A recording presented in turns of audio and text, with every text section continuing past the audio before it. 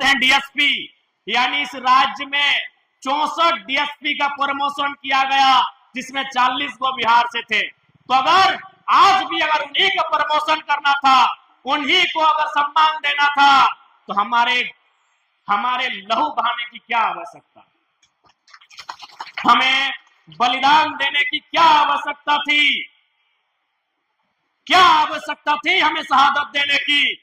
अगर आप बिहार, उत्तर प्रदेश और बंगाल के लोगों का ही झारखंड में प्रमोशन करेंगे, तो क्या आवश्यकता थी झारखंड बनाने की? कोई आवश्यकता नहीं थी उस हिसाब से आज। और हमारा कारण क्या था?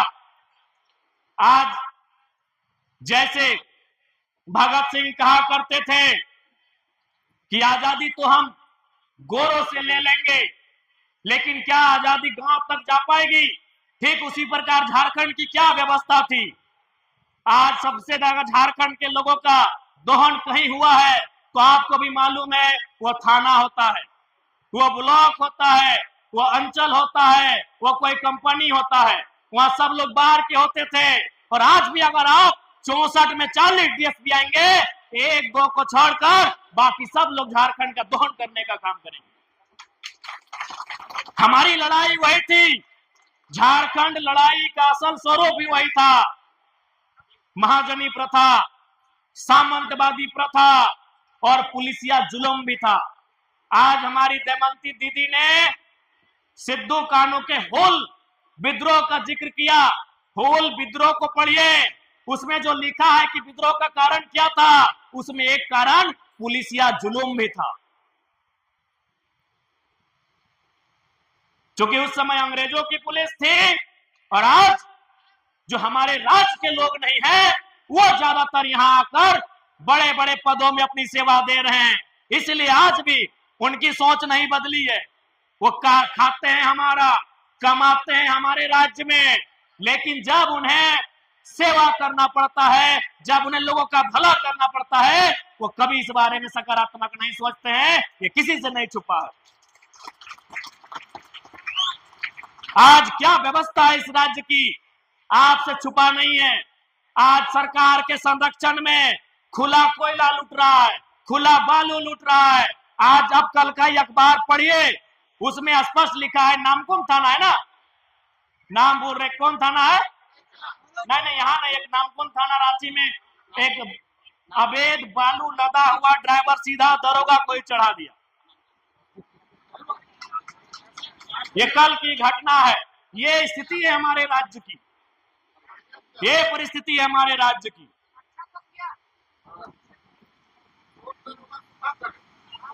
क्योंकि आज चूंकि सरकार के संरक्षण में दोष दोनों का है, जो लोग अवैध बालू लेकर चले उनका भी, और जो थाना प्रभारी वसूली करने के लिए आता है उसका भी। लेकिन उससे भी बड़ा दोष है सरकार का, चूंकि आप गार्जियन। अगर सरकार चाहे तो इस राज्य का एक पत्ता भी उनके बगैर हिल नहीं सकता है। ये सरकार की ताकत है। लेकिन आज चूंकि सरकार के पास विजन नहीं होने के कारण, सरकार के पास दूरगामी सोच नहीं होने के कारण आज ये परिणाम हम देख रहे हैं। इसलिए आज आप सभी से आग्रह होगी कि राजनीतिक चेतना को, अपने वोट के अधिकार को मजबूती से जानने की आवश्यकता है। आज ये वोट का अधिकार ही है जो हमारे जीवन की रेखा को, जो हमारे आज जो परिस्थितियां हैं उन्हें दूर कर सकती हैं। इसलिए आज आप सभी से, हालांकि अब समय बहुत है, लेकिन आज झारखंड को एक बदलाव के रूप में सामने आकर तैयार होना होगा। आज कोल्हान की क्रांतिकारी धरती में उपस्थित सभी से आग्रह होगा कि आज हमें पुनः एक बार अपने पूर्वजों के आदर्शों को, उनके पदचिन्हों को अध्ययन करने की आवश्यकता है। आज किन परिस्थितियों में उन्होंने झारखंड अलग राज्य की लड़ाई को बुलंद किया था, आज हमें उसे दोहराने की आवश्यकता है। आज अपने हक अधिकार के लिए लड़ने की आवश्यकता है। आज परिस्थितियां किसी से नहीं छुपी हैं। इस राज्य को बनाने के लिए हमने ना केवल अपना लहू दिया, हमने ना केवल अपना बलिदान दिया, हमने टाटा, टेल्को, टिस्को, यूरेनियम, न जाने कितनी जमीनों को भी देने का काम किया है। आज हमारे पास क्या है, आज हमारी आर्थिक स्थिति क्या है, आज हमारी सामाजिक स्थिति क्या है, ये किसी से नहीं छुपा है। आज किसी भी विभाग में आप चले जाए, एक छोटा से लेकर बड़ा कहीं भी आप चले जाए, आज भी इस राज्य को चलाने वाले जो लोग हैं वो हमारे नहीं हुए, जिस कारण आज ये परिस्थितियां हैं। और सरकार का ये वादा था कि हम अबुआ दिसम अबुआ राज कायम करेंगे, लेकिन आज अपने वादे से भटक चुकी है। जब ये सरकार में नहीं थी और पूर्व की सरकार ने जो गलतियां की थी, चाहे वह स्थानीय नीति की बात हो, चाहे वह लैंड बैंक की बात हो, चाहे वह सीएनटी, एसपीटी और विल्किंसन कानूनों की बात हो, वर्तमान की सरकार ने कहा था कि उन कानूनों को हम जो झारखंड के हित में होंगे उन्हें सख्ती से लागू कराएंगे और जो झारखंड के अहित में होंगे उन कानूनों को रद्द करेंगे। तो आज कोल्हान की पावन धरती से मैं राज्य की सरकार को यह कहना चाहूंगा कि जो आगामी विधानसभा का सत्र चले, आप एक अध्यादेश लेकर आइए और सबसे पहले लैंड बैंक के कानून को समाप्त कीजिए।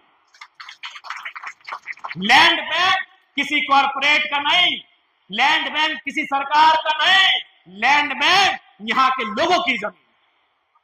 आज जिस जमीन पर हम रसीद नहीं कटाने में सक्षम हो पाए, जिसे हम लोग सामान्य शब्दों में, सरल शब्दों में गैर मजरूआ कहते हैं, जिसे हम लोग सरना मसना की जमीन कहते हैं, जिसे हम लोग जाहिर थान बूढ़ा थान की जमीन कहते हैं, ऐसी जमीनों को सरकार ने लैंड बैंक बनाकर एक विशेष कानून बना दिया गया है, ताकि भविष्य में किसी उद्योगपति को, किसी अरबपति को वह जमीन कंपनी बनाने के लिए दे सके, जैसे कभी टाटा को दिया गया। तो सरकार को चाहिए, आदिवासी का मतलब क्या होता है? आदिवासी का मतलब जमीन जंगल होता है। आप हमारी जमीनों को लूटने लगे हैं, इसलिए वर्तमान की सरकार को चाहिए कि आगामी विधानसभा का सत्र जो चलेगा उसमें अध्यादेश लाए और लैंड बैंक के कानून को निरस्त करें और उन जमीनों को जो रैयत आज कई वर्षों से, कई दशकों से जो तोड़ कर रहे हैं, उनके पक्ष में रसीद काटी जाए, ये नियम लेकर आपको आना चाहिए, तभी झारखंड और झारखंड की अस्मिता बचेगी। नहीं तो आज आप जाके देख लीजिए, धनबाद, बोकारो, लगभग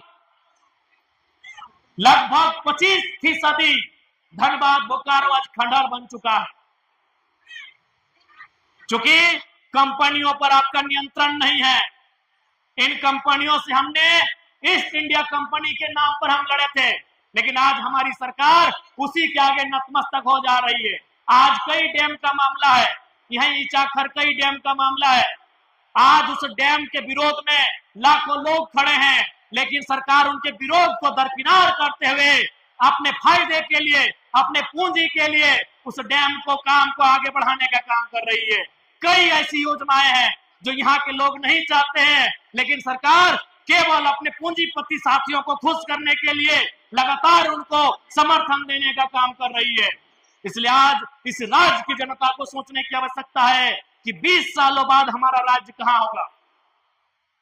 आज जो जमीनें टाटा जमशेदपुर में, जो जमीनें टेल्को टिस्को में गई हैं, जो जमीनें आपकी उषा मार्टिन में गई हैं, जो जमीनें यूरेनियम के खान में गई हैं, आज 25 साल बाद सोचिए कि ऐसा अगर दौर चलता रहा तो झारखंडियों के पास कितना गांव बचेगा, कितने खेत बचेंगे, कितने खलिहान बचेंगे और कितने सशक्त झारखंड के लोग बचेंगे, ये सोचने की आवश्यकता।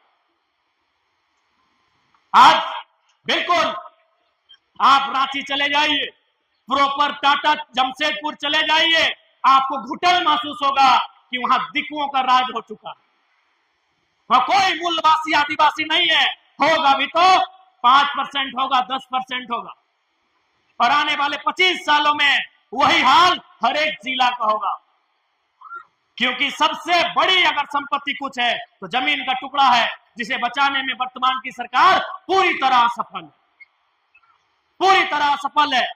सबसे बड़ी संपत्ति एक इंसान की है, वो जमीन का टुकड़ा है, जिसे बचाने में हमारी सरकार पूरी तरह सफल है। आज रोजगार की बात करें, नौकरियों की बात करें, उसमें भी सरकारें पूरी तरह विफल हैं। ऐसा नहीं है कि हमारे राज्य में नियुक्तियों की कमी है, आज आउटसोर्सिंग के माध्यम से या टेंडर के माध्यम से इस राज्य में हजारों लाखों नियुक्तियां की जाती हैं, लेकिन वहां झारखंड के लोगों को दरकिनार किया जाता है। इसलिए आज झारखंड के लोगों को अपने अधिकारों के प्रति जागरूक होने की आवश्यकता है। और मैं सिंहभूम जिला के तमाम जेल कैंप पार्टी के सिपाहियों से कहना चाहूंगा कि चुनाव होने में 2029 अभी काफी समय है। अभी हमें जनता के मुद्दों के साथ खड़े रहना है। जनता के जो मुद्दे हैं, जनता की जो समस्याएं हैं, उनके लिए हमें संघर्ष करने की आवश्यकता है। और आप माता बहन, आप लोग भी जान लें, आज ये सरकार जान चुकी है कि यहाँ के लोगों की मानसिकता क्या है। इसीलिए आज 2500 रुपए को वो पूरी दुनिया में जाके महिमा मंडन कर रहे हैं। जैसे हमें 2500 नहीं, 2.5 लाख रुपए दे दिया। पूरे जहां जहां जा रहे हैं, चूंकि वो जान चुके हैं कि झारखंड के लोग इतने गरीब हैं कि उन्हें 2500 तो बहुत, अगला बार अगर 1000 और 1500 रुपए भी देने की बात कहें तो ये हमें वोट कर देंगे। तो ये बनाया किसने?